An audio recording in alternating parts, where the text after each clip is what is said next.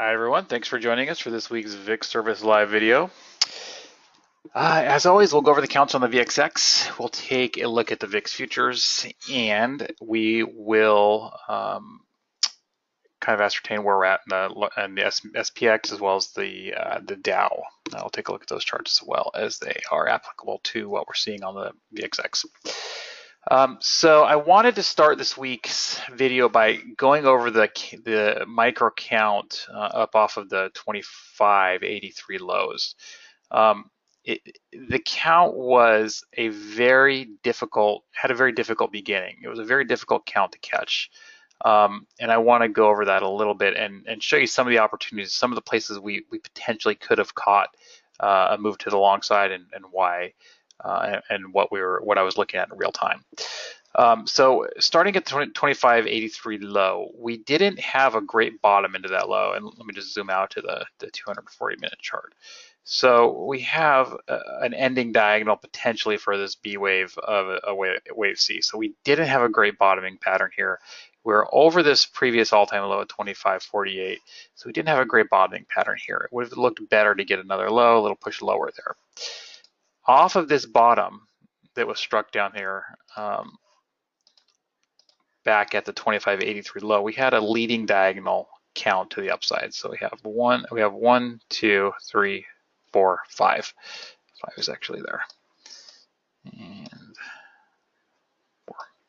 So 1, 2, 3, 4, a very sloppy leading diagonal at that. After that leading diagonal, we got a very shallow retrace. We didn't even hit the 50% retrace. We did not get an ABC. We didn't get a 100% extension here. Got a shallow retrace for a wave C, and then this shot higher. About the only place there was an entry was right here. This was about the only spot that there was a real clean entry as far as a 1-2 setup goes. Was right about here. Other than that, it really was a very difficult bottom to catch. So that's what I was looking at in real time. The good news is that we do have what I can count as 5 up. We have some very nice setups developing here moving forward.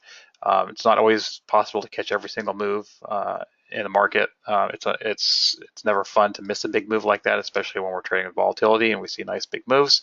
But the pattern just wasn't a very reliable pattern. Again, we had a very shallow retrace after a very ugly, sloppy leading diagonal. Typically after leading diagonals, you get a deeper retrace, and that's what I was looking for. I was actually looking for a deeper C wave here for a potential long play. Didn't get it. We got a very shallow retrace here.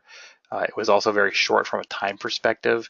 So we can see this leading diagonal took from early October all the way into October 9th. So it took 9 days to form the wave 1. And the wave 2 only took a couple of days. So it's very short time-wise, very short from a retrace perspective. And this wave 2 here was very short as well. So it was a very, very tough pattern to catch the upside again. About the only place that there was a decent entry was right here near the close on August 9th. That was about the only spot that really could have got an entry. But it was just it was a tough move to catch. So moving forward, we do have again potential 1, 2, 3, 4, 5. We potentially have 5 up for this white count, but we can still also count this as 3 ways for this green count. So taking a look back at the 240-minute chart again, and I went over this in the room a little bit. I posted on this along with the down the SPX. So bigger picture, the 2 paths that I'm watching moving forward here are 1 of 2 counts. So I've got this potentially as 5 up, 1, 2, 3, 4, 5 for a wave 1/A.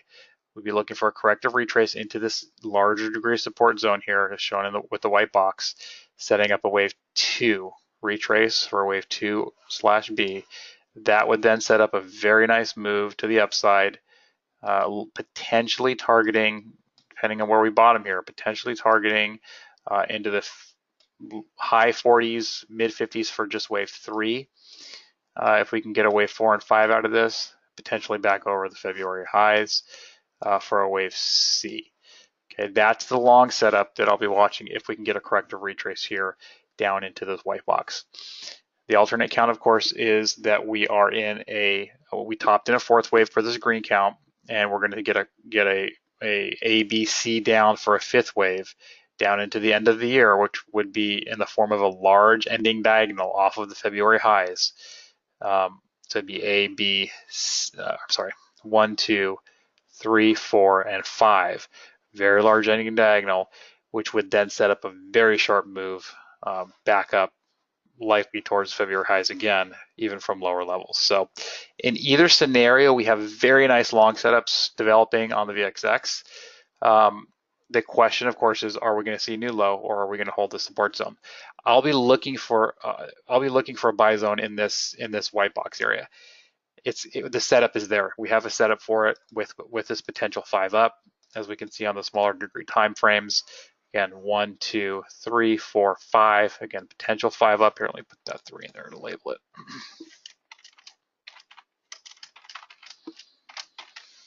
So again, we have a potential 5 wave, 1, 2, 3, 4, 5, fairly clean into the zone.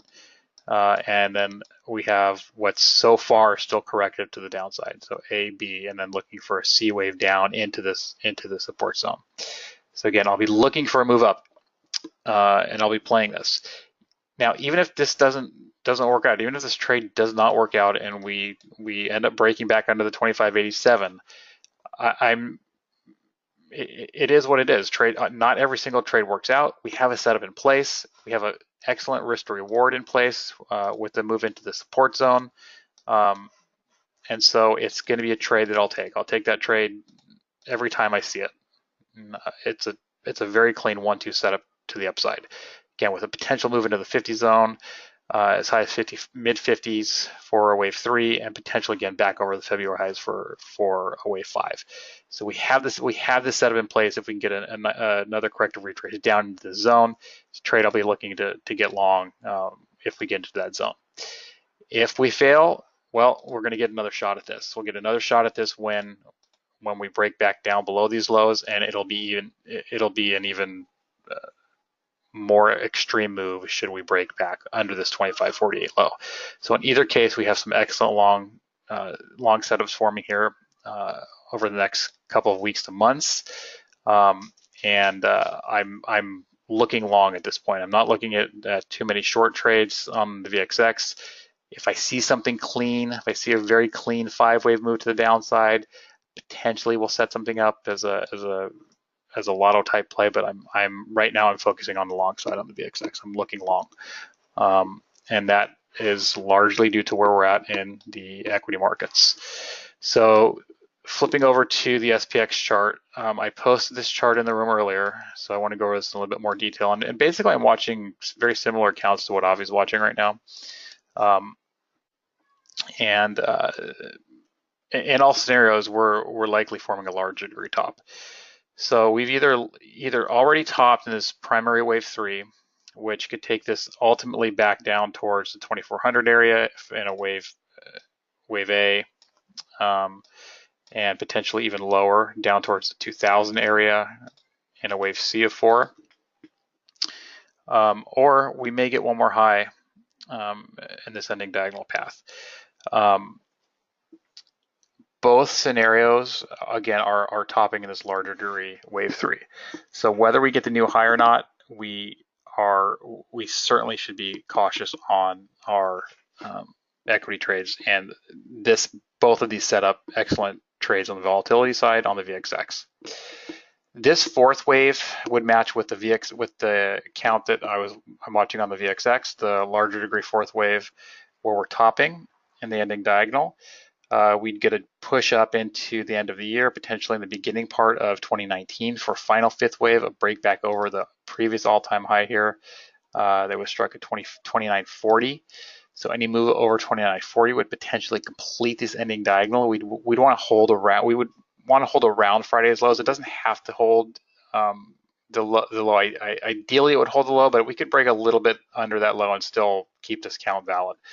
But under this ending diagonal path, any move back over 2940 would potentially complete this ending diagonal, and at that point we'd expect a sharp move back down towards the origination point of that diagonal, which at this level comes in at 25.32. So we'd expect to see a sharp move back down to 25.32, which, depending on where this tops, is about a 15% move very quickly.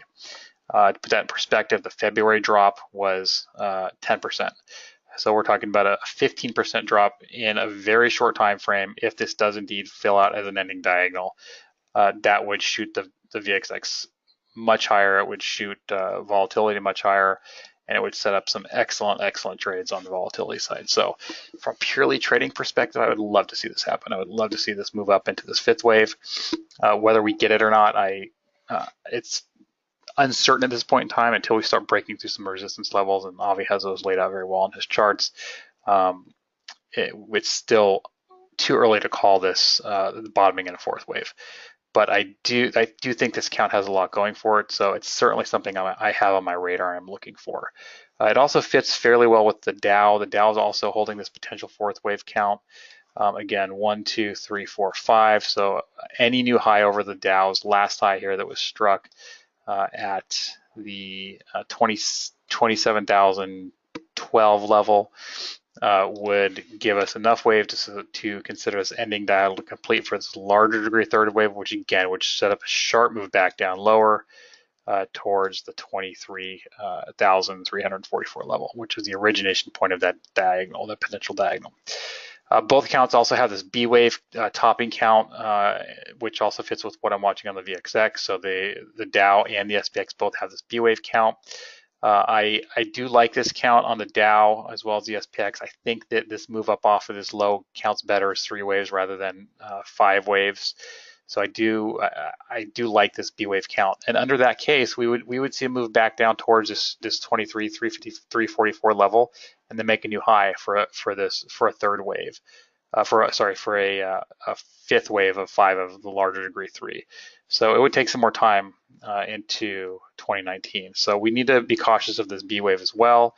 If we can hold the support zone, that B wave is still certainly in play on both the Dow and the SPX, which would push this higher into 2019. So still a lot of options on the table on the equity markets. We should know something in the next week or two what's happening on that. But again, in all scenarios, we have some fairly nice setups developing on the VXX and on the volatility side. So I'm certainly looking forward to seeing some movement again in the volatility in the VXX. A quick look at the VIX futures. So we have VIX OPEX coming up on Wednesday, this Wednesday.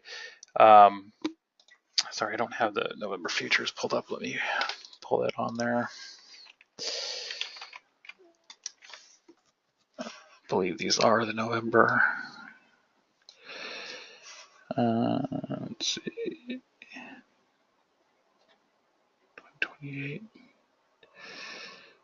So October, this is October still. So October and November is at 1860. So we have a November down here at 1860. So we are currently in backwardation on the front and the near months on the VIX futures. Spot is trading over both October and November.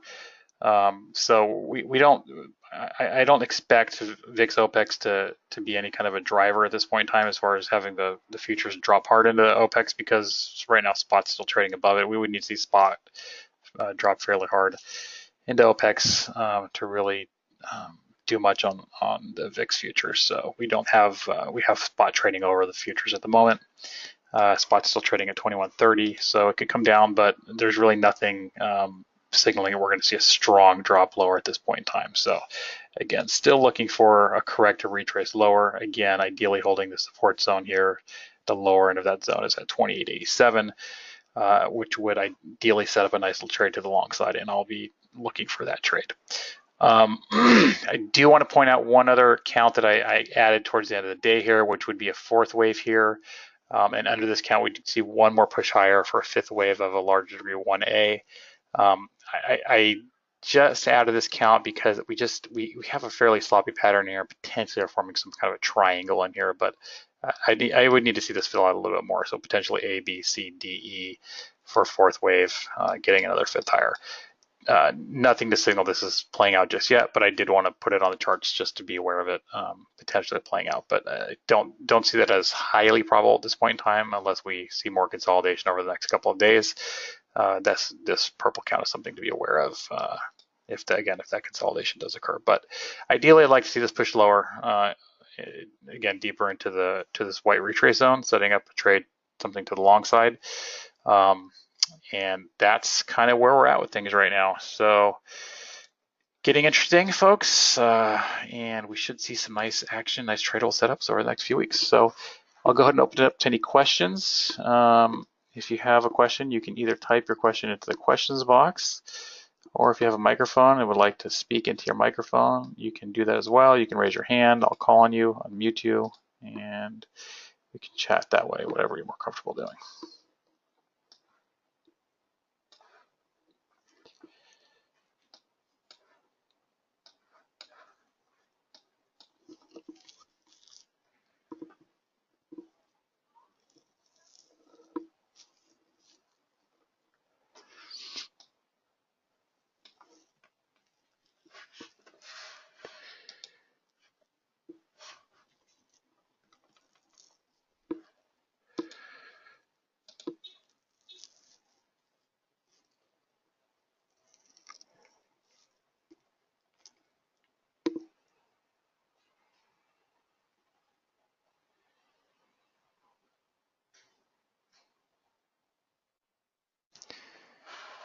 All right, any questions at all, folks? Go ahead and type them into the questions box. Otherwise, you can raise your hand if you want to have a mic. If you have a mic. So don't see any questions coming in. So in that case, thanks everyone for joining us. If you have any questions, please feel free to ask in the room. I'm always happy to answer those questions there. Otherwise, plan to see you all here again next week. Have a great week, everyone. And again, thank you for joining us.